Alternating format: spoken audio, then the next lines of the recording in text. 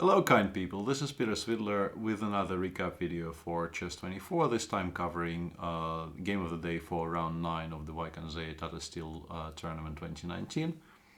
And for this game of the day video, I've chosen the game Ian Nepomniachtchi played against Vidit. A game which started off quietly and then sort of exploded into action in the later phases. So let's have a look at what happened. As usual, Ian starts with 1e4. He generally is a 1e4 player, and Vidit, I guess, surprised him to a degree by opting to play the Petrov. Then again, Vidit plays a great number of openings, so I don't think it's very easy for him to prepare for him even on the best of days.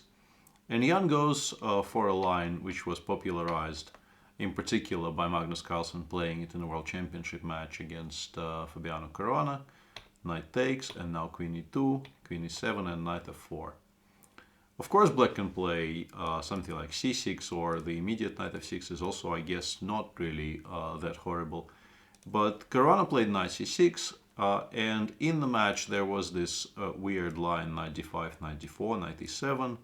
There's a very nice trick here. If White goes Queen c4, he gets mated in two by this very beautiful, but very temporary queen sacrifice.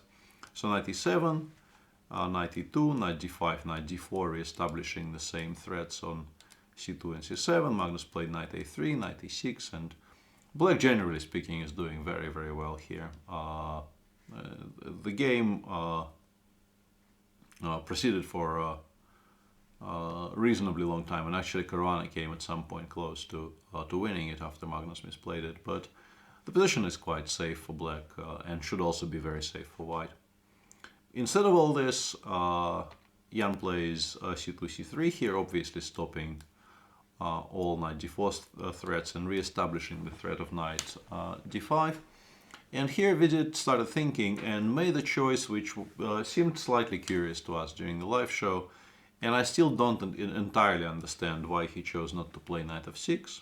White probably plays d2, d4. And in this position, it's notable that the machine actually, in many of these positions, very seriously suggests going g7, g5 really early, let's say Knight d3 and Rook g8.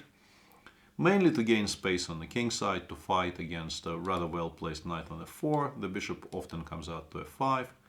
And a similar line can be expected after something like bishop d7, let's say Knight a3, Black castles long. It is probably time to take the queens off. And the machine takes with the knight here, also a smart, I think, decision. Creating ideas of maybe at some point putting this knight on d5. And generally Black is doing very well. I was very surprised, honestly, to see the move knight c5 played by Vidit here, but it's not really at all horrible. d4, queen takes, bishop takes, knight e6, which obviously is the idea behind going knight c5. And here Ian played d4, d5, sort of hoping to force the matters a little bit. I think objectively White probably is better off just castling. Black probably takes these knights off, goes bishop e6, we go rook e1, for instance, king d7, knight d2. And in particular, because of the stupidity of the knight on c6, which will need to get rerouted somewhere at some point, White definitely enjoys a more pleasant position, even if his edges in these types of positions are obviously extremely limited by the fact that the queens are off and the structure is quite symmetrical. But Ian played d5, knight takes, bishop takes, knight e5, and knight a3, aiming for sort of faster development, but also giving Black this very important d5 square for the knight. So the issue I was just referring to, the fact that the knight on c6 was kind of stupid, it really no longer bothers Black at all. And the simplest way to continue here, I guess, would be to play something like bishop e7, knight b5, bishop d8. And after the possible, let's say, castles long, a6, knight d4, bishop f6, White does have, you know, a slight spatial advantage here because the pawn on d5 is further along the d file than the pawn on d6, and White has slightly more breathing space. But some positions like this generally are very safe for Black, and I don't think very much would happen here. Vidit chose bishop f5, which is a more ambitious way to try to equalize immediately, because black wants to castle long and also creates obviously a very strong positional idea of knight d3 check, forcing white to part with the bishop on e2. And if both sides castle, black should be completely fine. So Jan picks up the gauntlet and goes knight b5 here, at least aiming to ask some questions and to, for instance, ask black to determine where the king is going. And Vidit replies with the most principled move, which is long castling here. Although king d7 was once again perfectly playable, if white castles long in reply, a6, knight d4, bishop e4 is actually very decent for black with very, very comfortable play. And if white goes rook d1 instead, to have after a6, knight d4 and bishop e4 better options to deal with this, black can, for instance, start with rook e8. White will have to castle, and now we go a6, knight d4, bishop e4, c4, and simply bishop e7. And once again, it's very difficult for me to believe that white can achieve too much in a position like this. It's worth noting that yes, white has what seems like a very attractive check on g4 in this position, but black just goes back to d8 and is frankly very much untroubled by these developments. But Vidit played long castles, and once again I want to say that this is not a mistake at all. The mistakes, if any, will come later. Knight takes a7 played by Jan here, and once again he continues in this fashion of aiming for the most disbalanced position, trying to at least not play a symmetrical position, because if you castle long, once again a6 and bishop e4 is very comfortable for black, and the same of course applies to castle short. And here, yes, the pawn on g2 is not hanging, but still after c4 and bishop e7, black is just very, very comfortable. Knight a7, king b8. There was a curious move, bishop f4 e3 here, aiming to, for now, preserve the knight on a7, because it turns out it's not that easy for black to catch it, because the pawn, the b5 square is very available to black in all these lines. But it leads to a bit of a mess. Black has a number of decent choices here. Rook e8 comes to mind. There's also other moves available, for instance, bishop e4 attacking these two pawns. Jan just plays knight b5. Black replays by knight d3 check, takes. And here Jan played a4, once again sort of stating his intention of keeping the knight on b5 for as long as possible, and ideally creating some sort of initiative on the queen side. In particular, if he manages to give up the g2 pawn and not the d5 pawn. And this is, I think, the biggest turning point of the game, this particular position, because black was still fine after the move that Vidit played, bishop c4, which is actually quite clever. And it comes with a clear realization that you need to be picking up either this pawn or this pawn, but not the g2 pawn. The most obvious move in the position, which probably is bishop e4, is actually quite bad almost in all cases because of c4, bishop takes g2 and rook g1. And then white just starts pushing the a pawn forward, and the black king on b8, despite a lot of material being traded, is nowhere near safe here. It's just very, very unpleasant for black. So bishop c4 shows very decent awareness on that point, but not starting with rook e8 check is a strange decision. I think rook e8 check should have been played.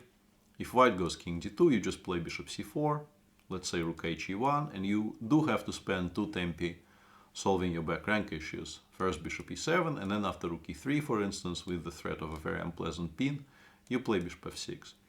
But once you do spend those 2 tempi on getting your house in order, so to speak, black is arguably slightly better already, because the pawn on d5 will fall, and then black has 2 very nice bishops against the bishop and knight in a reasonably open position, so that would have been nice for white at all.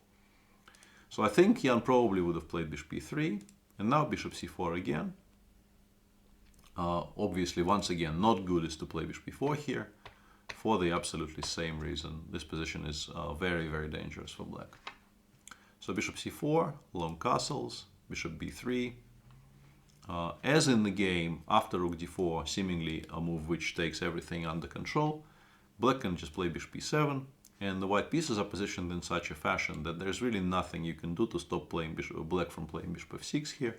and either the a4 pawn or the d5 pawn will have to be given up. So it's better to do it immediately by playing something like rook d2. But here, for instance, black has an additional option of playing rook e4, which might be very useful to him. And also, if you take on a4, knight d4, bishop e7, b3, bishop d7, let's say rook a2, you get a position which is similar to what you will see later in the game, but here black is perfectly prepared to play c5, d takes, b takes, king d2.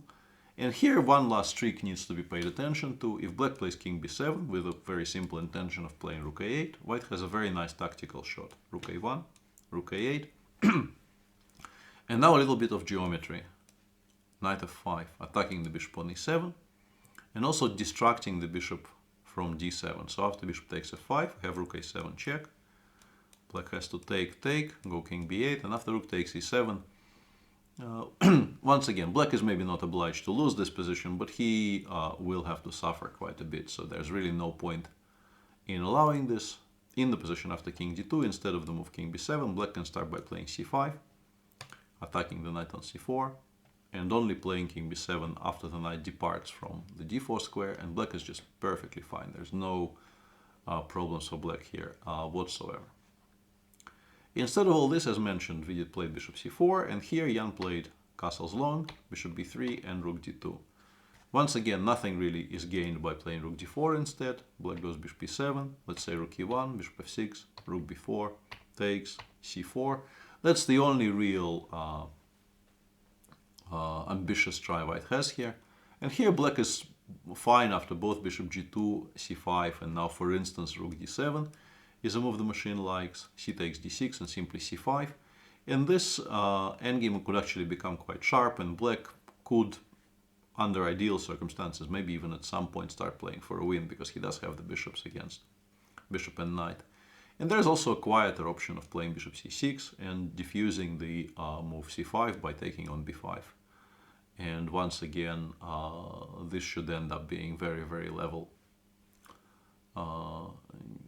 And an important point here is that if you take on d6 here, creating seemingly a very strong threat of dc7, and aiming to get a large advantage in this endgame, black can sidestep it by playing a rook e8. And now the rook on e1 is hanging. If you take on e8, the bishop takes on e8. And obviously also we have sidestepped the fork, and dc7 no longer wins anything but that pawn on c7. So Jan quite wisely chooses rook d2 instead. Black doesn't really have too much time to wait, because a4, a5 would just save the pawn on a4. So black takes, knight d4, bishop e7, b3. And black is still fine, but white has a very kind of a straightforward type of an idea here. He wants to place this rook on a2, and in some cases even follow it up by playing, let's say, king b2 and rook ha1, creating actual mating threats against the king on b8. So black actually has to be a bit careful. And during the game at first I was very surprised that bishop d7 hasn't been played.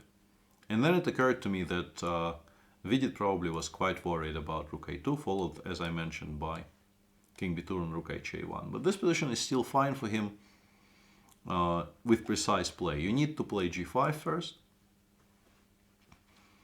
It's important to note that the immediate bishop f6, for instance, after king b2 takes, is actually quite unpleasant for black, because white does manage to develop a decent amount of initiative on the queen side with the doubling of the rook. Sorry, not cd4, of course. You play rook ha1 first. I went slightly insane there. Of course, you create a threat of mate in 1 here, and black sort of needs to play b5. C takes d4. And the very important reason for playing g5 early is that you need to stop the bishop from, for instance, after b5, b4, from returning to this diagonal. So you start by playing g5. If the bishop goes away from the h2, ba diagonal, for instance, bishop e3, black can once again play c5. We have already seen this motif. And it's important to note that another reason for playing g5 in this position is that if you start with c5, after takes, and rook e1, black loses material because you cannot support the bishop. There's a very easy tactical shot here, winning a full piece. So you go g5, bishop g3, you go h5, and if white plays h4, you successfully distract him from what's happening on the other side of the board by playing g takes h4. And if white, for instance, goes h3, now you can go into this position. King b2, you take on d4, rook ha1, you go b5, cd, b4. And compared to the previous position, the bishop is so far away, and the black counterplay connected with the open e-file is so fast that white will have to start giving perpetuals here. But it's understandable that bishop d7 with the intention of meeting rook a2 with g5 is not that easy of a decision, because it looks, frankly, very spooky on the queen side here. And I'm not really criticizing bishop e8 at all. It just took me a while during the live show to figure out why this was required. Jan played rook a2, bishop f6, and here he actually committed a slight inaccuracy. I think bishop e3 was a lot stronger than the move rook d1 that he made. Rook d1 was a bit of an autopilot move, I think.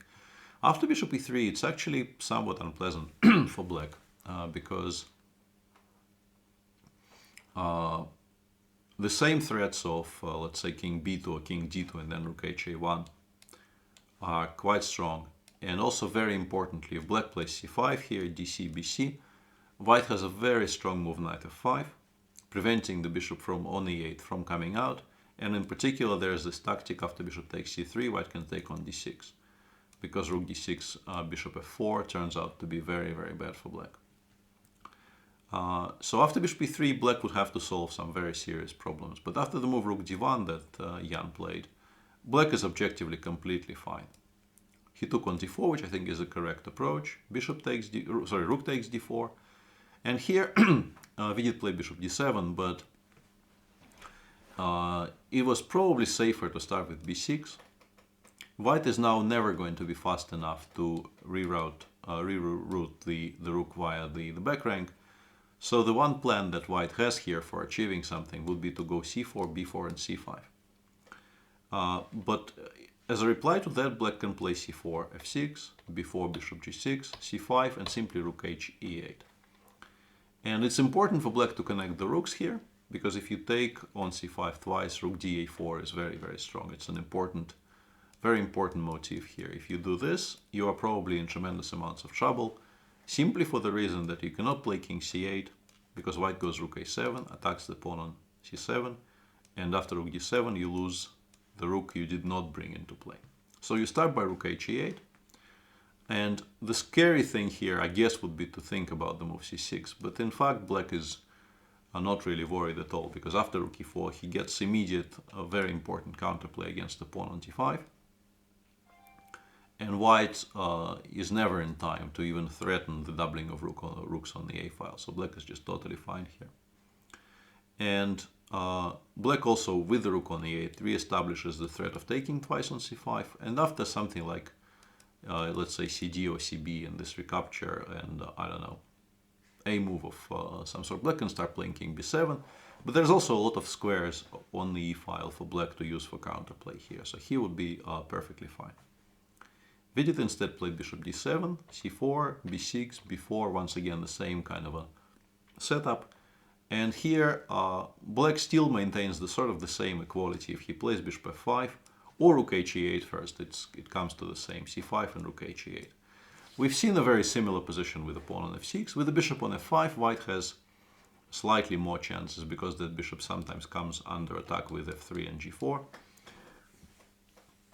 But generally speaking, there is not really that much of a change between this position and this position, and the computer does suggest that black is completely fine. And I tried looking for some way for white to continue fighting for advantage here. You can play f3, black takes twice, no sorry, it takes once, and bc5 rook da4 is still quite dangerous, because in this position after king c8, g2, g4, as I mentioned, is a very strong move, and black once again loses shape, so to speak, and his pieces become slightly disjointed. But instead of that, after dc, bc, you can go rook e1 check, king d2, and rook g1, creating obviously a very important tempo threat of rook takes g2. And in this position, white really does not have anything better than equality, which of course he will achieve, but he's not going to be better, because, for instance, after king e3, you can finally start taking everything, because there is nothing left on the back rank that you can lose to checks. The rook was on e8, and it would have been lost here after rook a8 check, but now it's on g1 and completely impervious to those threats.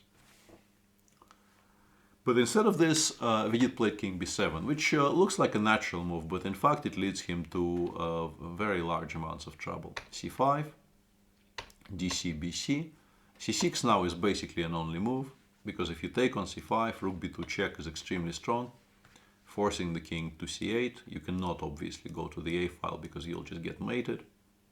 Very, very simple threats here, just more or less win on the spot for white. And after king c8, rook c4, it turns out that very, very simple threats once again more or less decide the game for white, because white just starts collecting everything on the queen side. So c6 is obligatory, cb6, and this is probably the last moment where I think draw, despite inaccuracies that Vidit committed in this game running up to this point, draw was maybe still very much on the horizon if he chose to play rook a8. And white can try not swapping rooks yet by playing rook c2, but then black plays rook hc8, and eventually I think one pair of rooks is extremely likely to get traded. And then eventually we will come to a discussion of an endgame which white probably can achieve more or less on the spot by taking on a8 and playing bishop e3. To which black I think just replies cd5, rook d5, and let's say bishop e6. This setup with the bishop on e3 protecting the pawn on b6 from this square in particular, not from c7. It's much better to have the bishop on e3 than on c7, because on e3 it frees up some squares. First of all, black will always have to watch out for the rook landing on c7, which will be extremely painful, the white rook I mean. And also the bishop on e3, of course, is well protected by the pawn on f2, and also protects the pawn on f2, meaning that black has much fewer sources of immediate counterplay, let's say connected with rook a2. But still, white is obviously a full pawn up here. It's a healthy pawn on b6, and I think a good defender probably holds this position with black, but white, of course, is perfectly entitled to play on and will win some games starting from here. But it was very important after after cb6 to stop the plan that Nepomniachtchi showed in the game after c takes d5. I have a feeling Vidit suspected that the plan here is to play bishop c7, rook a8, and win the same pawn, but with the bishop on c7. But as I mentioned, the bishop on c7 is significantly inferior to the bishop on e3, and this position black I think does hold quite comfortably just because of how useless and passive this bishop is. Instead of all that, Ian plays bishop e3, which is a very strong move. Now rook a7 with some picturesque mates are available here. For instance, after bishop e6 and king takes b6, the black king actually gets mated on the c6 square. So you need to stop rook a7 check by playing rook a8, and then it happens anyway. Rook a7 takes, and because of obviously losing the bishop on d7, the pawn survives on a7, and black's position becomes quite critical. But not as critical as the game showed, so to speak. Vidit played bishop c6, an understandable decision, keeping an eye on the a8 square. Rook g4, a very strong idea in all these types of positions, trying to provoke some weaknesses on the king side. Rook g8, king d2. And here Vidit made a move which you can sort of also understand on psychological grounds, because you want this king to participate in the defense, and you don't want it stuck in the corner. But I think black probably needed to put it on a8 here, even if, let's say, a position after rook h4, h6, and bishop d4 is very, very difficult to defend, because you have these weird situations on the king side where nothing really is threatened, but also you can't really move any of your pieces, and the king starts its slow procession towards the king side, where it will join the attack against the black structure. So I would not at all be sure that black holds this, but it would give him a sort of a long-standing chance here. Instead of which Vidit played king c7, which is just basically a losing move, because the rook gets with great effect switched back to the queen side, and now there's a very easy threat of rook rook b8, connected with bishop f4 check. And it's very difficult for black to even stop immediate material losses. I guess Vidit thought he can play bishop b7 here. But after bishop b6 check, he realized that if he goes back, white just plays, let's say, rook b1, king d7, bishop a5, and black no longer can establish any kind of a block on the b file and needs to play bishop c6, rook b8, and rook e8. But this position, I think, has to be close to lost, because this setup, black will not be able to shake at all. This is basically how his pieces will look for the remainder of the game. And white can play something like g2, g4 here, gaining space, also sidestepping d2, d4, d5, d4. And then the king will start slowly climbing towards the black position.